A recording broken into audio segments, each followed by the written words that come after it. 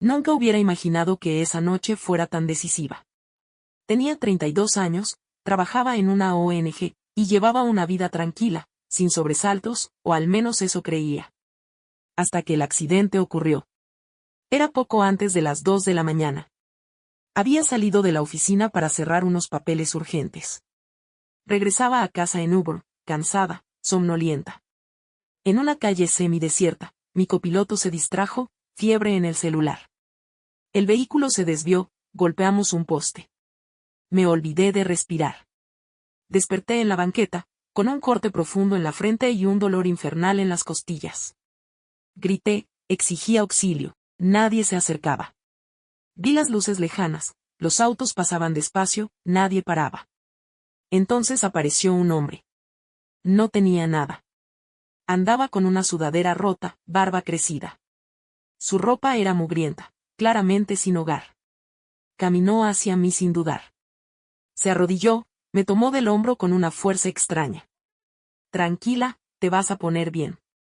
Mis labios se partían del frío y el shock. Su mirada era tan intensa que recordé un detalle al que había olvidado prestarle atención: sus brazos. Tenía cicatrices grandes, como costuras cerradas. Cruzadas en diagonal, 2 en cada brazo. Y no eran caprichosas, eran idénticas a las mías. Yo las había visto hace 16 años, en mi cuerpo de adolescente. Mis manos temblaron, me las tapé. ¿Tú sabes quién soy?, le pregunté, tartamudeando. El vagabundo negó con un leve movimiento de cabeza. No, dijo. Pero te conozco. Me llevó hacia un portal, me colocó contra la pared. Sacó un pañuelo con un poco de agua y me limpió la herida antes de ponerse a vendarla. Temblábamos los dos. ¿Dónde están mis pantalones?, le pregunté en voz baja, mientras me despertaba del mareo. Quedaron en el Uber, contestó con calma. No te preocupes, están seguros. Sentí hierro en mis costillas, un hilo de sangre recorriendo mi seno por la colcha. Vi sus cicatrices repetirse delante de mis ojos.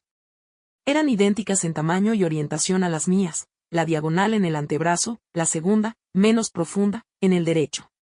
Ese corte, dije, me vaciló durante el aborto.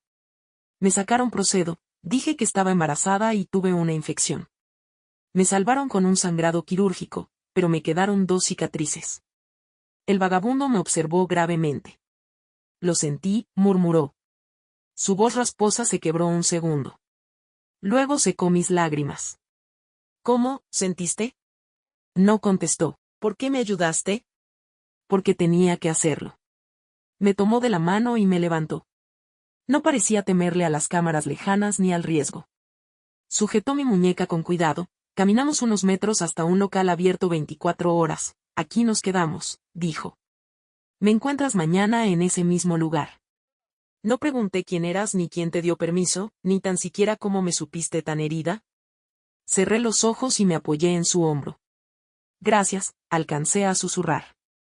Saldremos del hospital, ahí tomaré algo, nos vemos, respondió, con su mirada fija en mí. Después de él, no miré atrás.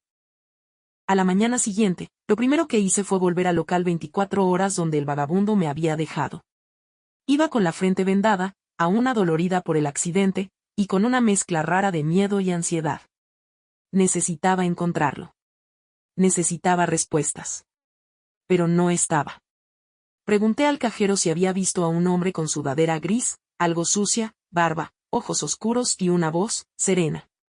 Me miró como si le estuviera hablando de un fantasma. ¿Aquí? ¿Anoche? No, señora. Solo estuvo usted. Entró sola. Compró agua y una venda. Tragué saliva. Le mostré la venda en mi cabeza. ¿Está seguro? Mire las cámaras si quiere. Usted entró sola. Estaba pálida, se tambaleaba. Me dijo que tuvo un choque leve. ¿Y yo dije algo más? Sí, dijo que estaba buscando algo. Pero no lo encontró. Sentí un frío en la espalda. Me fui a casa confundida, y en cuanto cerré la puerta, me desplomé en el sofá. No entendía qué estaba pasando. Tomé el celular para revisar si tenía llamadas. Ninguna. Entonces recordé algo, El vagabundo me había tocado la muñeca, justo donde estaba el tatuaje que me hice a los 19 para cubrir las cicatrices del aborto. Me levanté y corrí al baño. Me quité la pulsera, y ahí estaban. Las cicatrices, más marcadas. Más recientes. Como si alguien las hubiese abierto de nuevo. Respiré agitada. Me sujeté de lavamanos. Llamé a la única persona que sabía de ese aborto, mi mamá. Hola, ma, intenté sonar normal. Tengo que preguntarte algo raro. ¿Otra vez soñaste con eso? No. Lo vi. Lo toqué. Hay un hombre, y tiene mis mismas cicatrices. Las mismas. Y me salvó anoche. Silencio. ¿Cómo que las mismas? Exactamente igual. Como si él también hubiera tenido el aborto. O como si lo hubiera sentido. Mi madre no respondió. Solo escuché un leve suspiro. Ma, hay algo que no te conté. Su voz sonó más grave, más lejana. Lo del aborto, no fue solo una intervención. ¿Qué estás diciendo? Fue una reducción fetal. El mundo se me hundió. ¿Qué? Mi voz salió temblorosa. Estabas embarazada de gemelos. Pero uno estaba malformado. Se decidió por razones médicas. ¿Decidiste tú sin decírmelo? Te estabas desangrando, eras una niña. No lo sabías. No podías saberlo. Solo dijimos que era un feto no viable, pero había dos. Uno fue extraído, el otro no sobrevivió. Me quedé muda. Sentí que algo dentro de mí se abría en canal. Entonces, no quería que vivieras con esa culpa. Por eso quemamos todos los papeles. Pero siempre dijiste que lo sentías, como si te faltara algo. O alguien. ¿Y por qué tiene las mismas cicatrices? No lo sé, hija. Pero si alguien más tiene esas marcas, quizás nunca estuviste tan sola. Corté la llamada sin poder procesar nada más. Me senté en el piso, temblando, con la vista borrosa. Entonces, un mensaje anónimo llegó a mi celular. Solo decía, ¿quieres saber por qué te encontré justo esa noche? Y una ubicación. Exactamente donde fue el accidente. A las 3:33 de la mañana. El mismo número que marcaba la incubadora, cuando perdí el feto. Volví al lugar del accidente. Eran casi las 3 de la mañana. El aire estaba denso, como si la ciudad entera contuviera la respiración. Había algo casi sagrado en ese punto exacto de la carretera. Los faroles no parpadeaban, no se escuchaban coches, ni siquiera el zumbido de los postes. Solo el crujido de mis pasos sobre el asfalto agrietado. El GPS del celular me guiaba a un punto en la cuneta, junto a un viejo cartel oxidado. Y ahí, pegado con cinta y cubierto por una bolsa negra, encontré un sobre. Temblando, lo abrí. Adentro, una sola hoja, amarillenta, con membrete de hospital. Registro clínico fetal, paciente, mi nombre, punto. Lo leí 3 veces antes de sentarme en el suelo. No era el mismo informe que había visto en su momento. Este decía claramente, feto 1, aborto espontáneo por complicaciones. Feto 2, extracción asistida bajo protocolo de preservación. Transferencia realizada. Condición estable. Código de investigación, A337R. ¿Transferencia? ¿Preservación?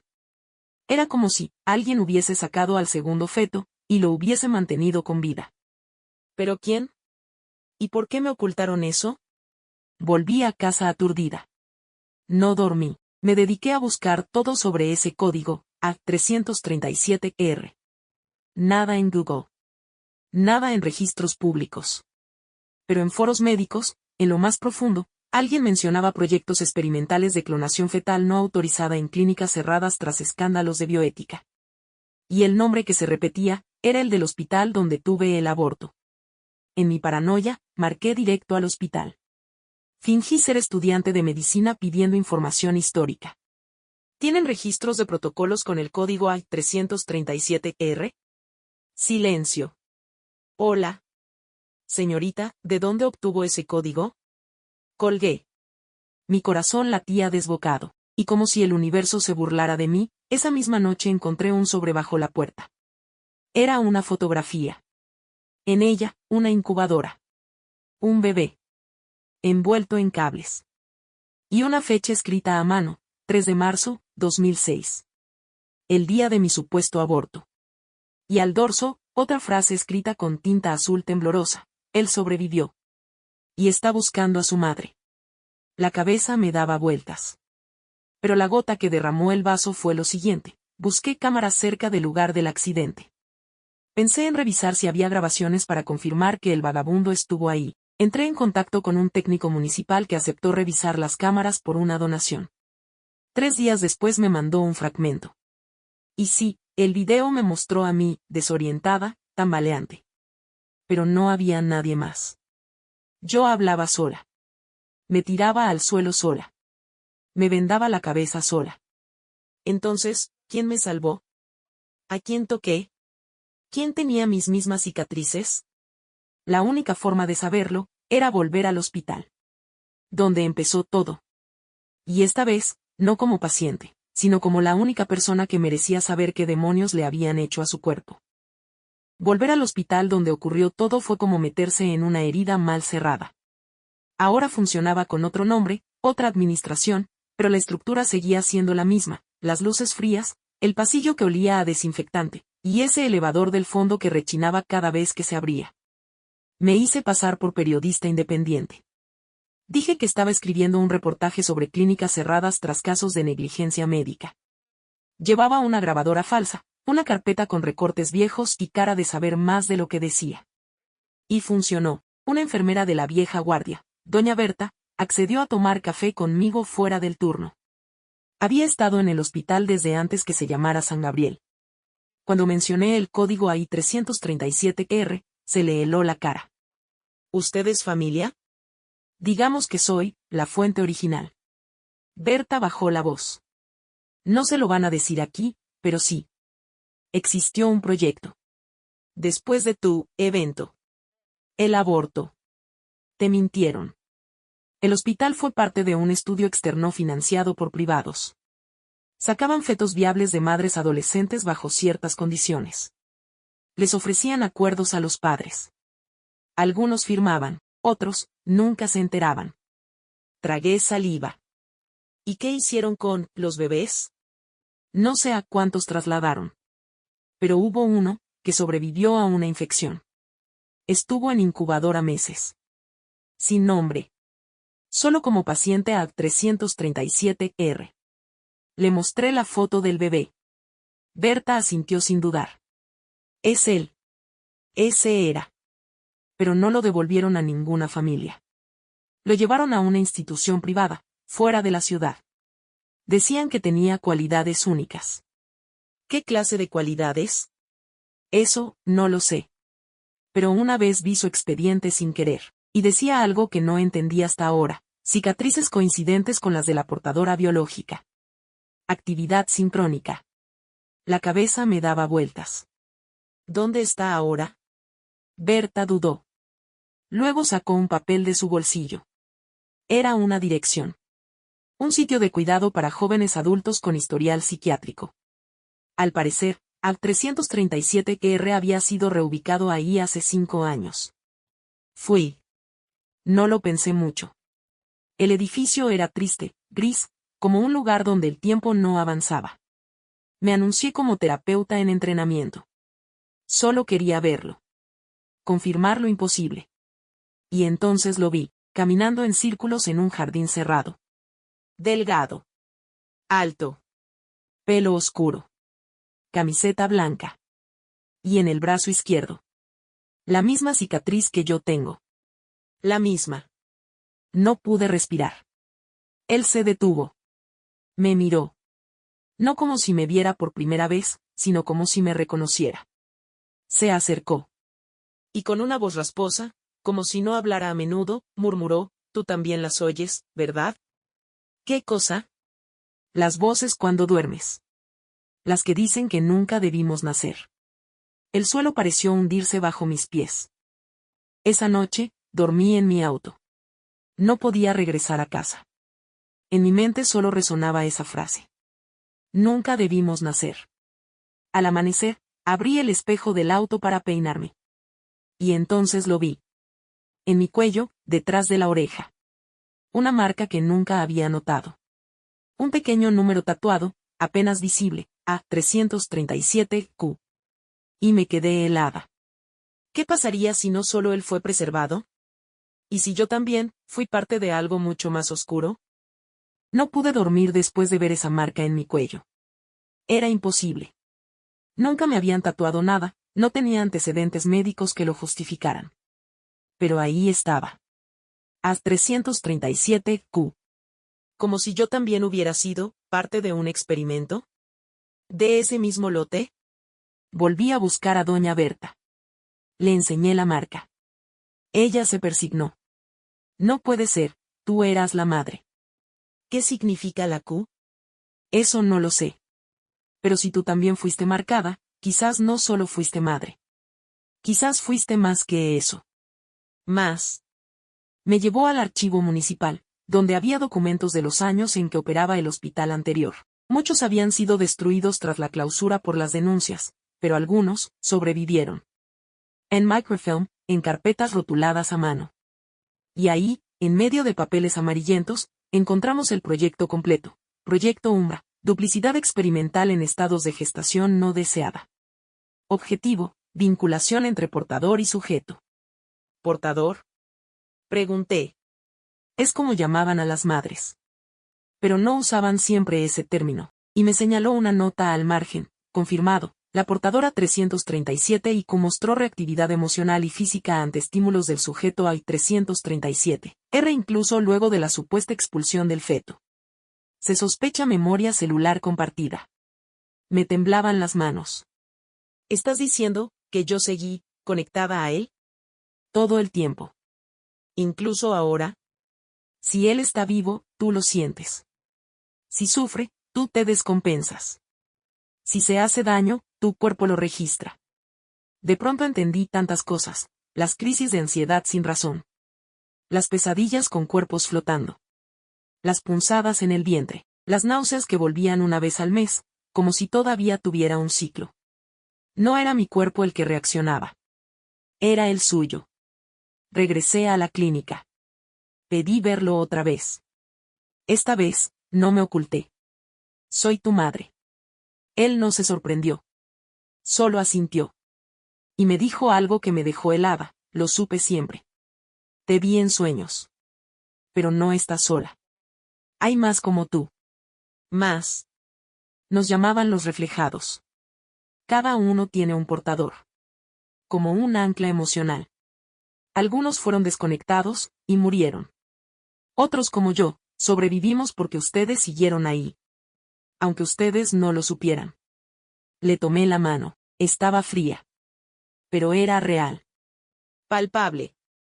Y entonces me miró con miedo. Vienen por mí. No quieren que hable. Hay más como yo. En instituciones, escondidos. Pero algunos están despertando. ¿Quién viene? Los que lo iniciaron. El grupo Umbra. Aún existen. Y tú les perteneces. Esa noche, alguien irrumpió en mi departamento. No se llevaron nada. Solo abrieron todos los cajones, y dejaron sobre la mesa una jeringa vacía. Y una nota, escrita a máquina. A veces, lo mejor de un experimento, es saber cuándo destruir los resultados. Volví corriendo a la clínica. Pero ya era tarde. La habitación donde estaba él, vacía. En los registros, decía que fue reubicado. Pero no dejaba de sonar en mi cabeza una sola palabra que él había dicho. Reflejados.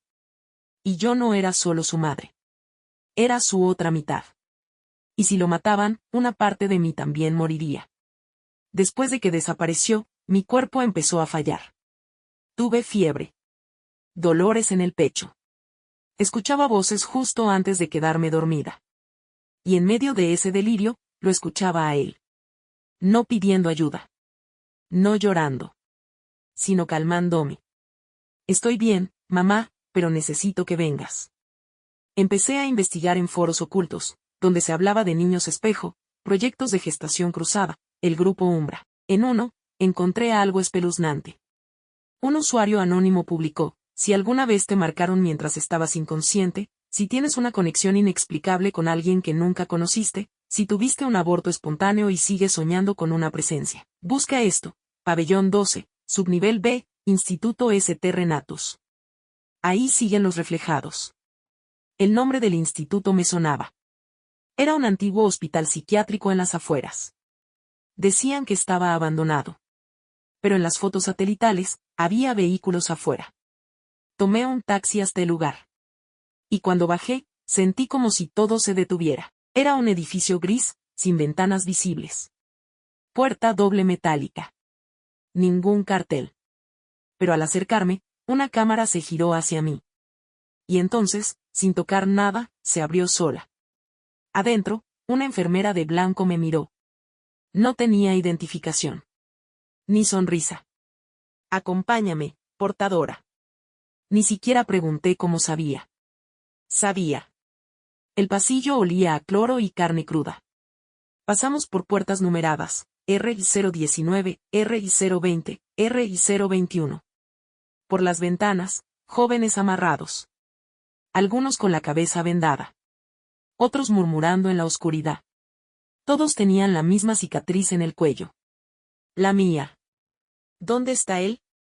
En cuarentena. Rompió el protocolo de silencio. Pero es curioso. Se detuvo frente a una sala sin número. Cuando tú te acercas, él se estabiliza. Entré. Estaba ahí. Sentado. Mirándome. Pero sus ojos no eran los mismos. Estaban inyectados, perdidos. No tomes el vaso, susurró.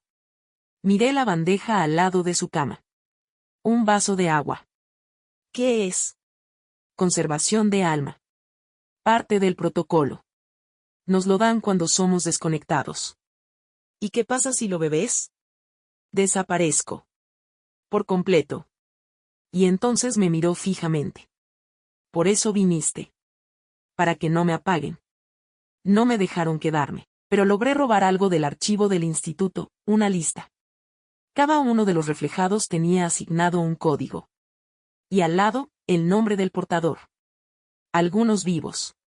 Otros, borrados. El mío estaba allí, a 337-diagonal portadora, Cecilia de la Vega. Estado, activada. Vínculo activo. Y había más. Decenas. Tal vez cientos. Y un apartado con fecha futura, desconexión final, agosto de 07. Preparar eliminación de portadores activos. Era mi cumpleaños. No solo querían apagarlo a él. Querían apagarme a mí también. Salí del instituto con el corazón descompuesto. Sabía que si no actuaba, el 8 de julio nos iban a borrar a los dos. Tomé una decisión. No iba a esperar sentada. Contacté a un viejo amigo de la universidad, Mateo, experto en ingeniería de datos y hackeo ético. Le conté todo. O al menos, lo que no sonaba como una película de terror. Tú abortaste a los 16, y ahora un tipo con tus mismas cicatrices está en una institución donde dicen que es una réplica emocional conectada a ti. Resumió con sorna. Sí. Y nos quieren matar el mismo día. Mateo no volvió a burlarse. Abrió su laptop. Hay algo raro. Este St. Renatus no tiene registros médicos públicos. Pero encontré un clúster de servidores vinculados a Umbra Group. Es una corporación fantasma registrada en Luxemburgo, con derivaciones en clínicas, orfanatos, y fondos del gobierno. ¿Puedo acceder? Puedo intentar. Pero necesito que vuelvas. ¿Qué? Tienen el archivo madre en un subservidor físico. No todo está en línea. Necesitamos una clave biométrica. ¿Y quién la tiene? Me miró. Tú. Regresé esa noche. Llevaba en el bolsillo el clip USB que Mateo me dio, y en el pecho, una de las cámaras espía que él instaló en un prendedor. Cuando me acerqué a la puerta del instituto, no se abrió. Pero una voz, metálica y sin emoción, sonó desde un altavoz. Cecilia de la Vega. Tu desconexión ha sido anticipada. Acceso revocado. Golpeé la puerta. Grité. Lloré. Entonces alguien la abrió por dentro. Él. Mi reflejado. Había escapado. Vestía un uniforme blanco. Tenía sangre en la sien. Te están buscando. Tienen la lista. No eres la única. Pero sí eres la clave. ¿Qué lista? Los portadores originales. Quieren cerrar el proyecto. Deshacerse de todos. Me llevó por una salida de emergencia, por escaleras oxidadas hasta una bóveda subterránea. El archivo madre. Era una sala circular, con paredes cubiertas de estantes repletos de frascos. Dentro, líquidos azulados, y flotando en ellos, pequeños objetos. Pedazos de dientes. Uñas. Cabellos. Cada uno contiene fragmentos. Son como anclas del alma, dijo él. Había un compartimiento con mi nombre. Y otro con el suyo. Mateo nos hablaba por el pinganillo, conecta el USB a la consola. La tengo localizada. Copia todo. Así lo hicimos. En la pantalla aparecieron carpetas con códigos. Proyecto Alba, Génesis 2, espejo cruzado. Una decía, fusión emocional de portadores con replicantes. Resultados exitosos, 12%. Inestabilidad post-vínculo, 67%. Borrar ambos al primer síntoma de independencia emocional. Y al final, la orden, eliminar portadora AI 337R y replicante asignado. Fecha, agosto de 07. Y una nota, reclutar hijo actual para ciclo de reemplazo. Mostrar, accidente, a madre. Mi hijo. Van por él, dije, temblando. Salimos antes de que las alarmas se activaran. Había movimiento en el exterior, luces, vehículos sin placas. Corrimos. Nos escondimos en un drenaje. Él me sangraba en los brazos. Tú sí eres real, ¿verdad? Soy tan real como tú.